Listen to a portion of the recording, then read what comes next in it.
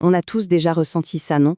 Cette impression d'être tiré dans tous les sens, de chercher désespérément un point stable au milieu du tourbillon de la vie de tous les jours. Eh bien, aujourd'hui, on va justement se pencher sur ça. On va explorer ensemble les fondations, les piliers qui nous permettent de construire cet équilibre intérieur qu'on recherche tant. Et voilà, ça nous amène à la question centrale. Comment on fait, concrètement, pour bâtir cette espèce de force tranquille à l'intérieur de soi, alors que tout autour c'est le chaos? C'est exactement ce qu'on va décortiquer en regardant des stratégies bien précises.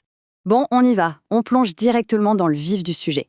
Et comme pour toute construction solide, tout commence par les fondations, la base de tout.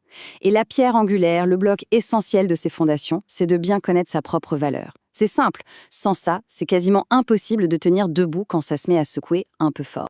D'accord, mais en pratique, comment on s'y prend? Alors les sources qu'on analyse nous proposent une démarche en 2 temps. D'abord, étape numéro 1, on prend un peu de recul, on fait une sorte d'inventaire personnel. C'est quoi, au fond, nos talents, nos compétences, ces petites choses qui nous rendent uniques? Et puis, étape numéro 2, on passe à l'action. On vient renforcer cette vision positive de soi un peu chaque jour. Faut voir ça comme un muscle en fait, ça s'entretient. Et là, attention, c'est un point vraiment crucial, le véritable changement, il est là. L'idée, c'est de faire un 180 degrés dans notre façon de voir les choses. Il faut arrêter de percevoir nos différences comme des faiblesses, des trucs à planquer. Bien au contraire, il faut commencer à les voir pour ce qu'elles sont vraiment, nos forces, nos super-pouvoirs, ce qui fait notre plus grande richesse. Ok, donc nos fondations sont là, elles sont solides. Maintenant, il est temps de lever les yeux et de regarder plus loin, vers l'horizon. La question qui se pose, c'est vers où on va? Comment on trouve sa direction? La réponse, elle se trouve dans nos rêves. Et attention, quand on dit rêve, on ne parle pas de simple chimère, non, non, on parle de notre boussole intérieure. Justement, précisons un peu ce qu'on entend par rêve dans ce contexte. Ce n'est pas flou du tout. Pensez-y plutôt comme des aspirations, des objectifs. En fait, c'est notre moteur. C'est le carburant qui nous donne l'énergie d'avancer et surtout de nous dépasser, de repousser nos propres limites. Parce que c'est bien beau d'avoir un moteur puissant, mais si on n'a pas de volant, on risque de finir dans le décor. C'est pour ça qu'il est essentiel d'ancrer ses rêves dans la réalité. Alors qu'est-ce que ça veut dire concrètement? Eh bien d'abord, on fait un bilan, en toute honnêteté. Où est-ce qu'on en est aujourd'hui? Quelles sont nos ressources, nos compétences? Et ensuite, une fois qu'on a ça, on transforme ce grand rêve un peu abstrait en un véritable plan d'action. Une feuille de route, avec des étapes bien définies. Et ce qu'il faut bien comprendre, c'est que ce n'est pas l'un contre l'autre, c'est une vraie symbiose.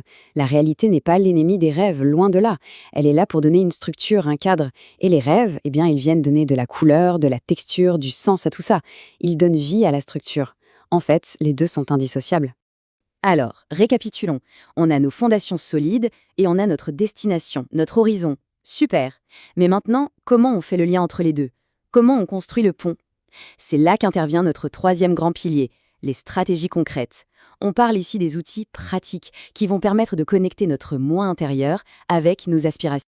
Et c'est là qu'on se rend compte que tout est parfaitement connecté, que tout s'emboîte comme un puzzle. Regardez, la conscience de notre propre valeur, c'est le carburant qui alimente nos rêves. Notre capacité de résilience, elle nous permet de naviguer dans la réalité même quand c'est difficile. Et le soutien de notre entourage, c'est ce qui rend notre planification solide et réalisable.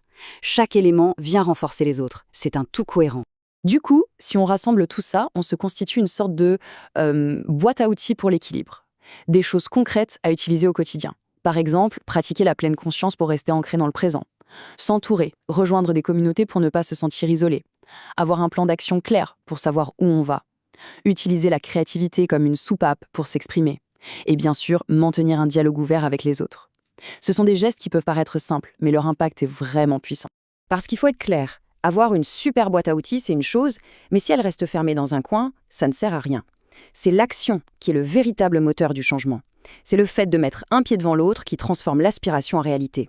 C'est ce premier pas qui marque le vrai début du voyage. On approche de la conclusion, mais en réalité, ce n'est pas vraiment une fin. C'est plutôt une invitation à changer de regard.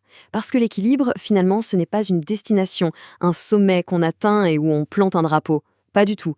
C'est beaucoup plus comme une danse, un ajustement constant. C'est un processus, un voyage en continu.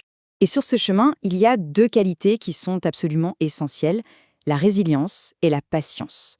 Il faut vraiment les voir comme des alliés. Pourquoi? Parce que, comme les sources le soulignent bien, les changements profonds, qu'ils soient personnels ou sociaux, eh bien, ça prend du temps. On est plus sur un marathon que sur un sprint. Et c'est important de se donner le droit d'avancer à son propre rythme, sans se mettre une pression démesurée. D'ailleurs, cette citation le résume parfaitement. L'équilibre, ce n'est pas un état figé, comme une statue qu'on admire. C'est un processus vivant, dynamique, qui demande une attention de tous les instants.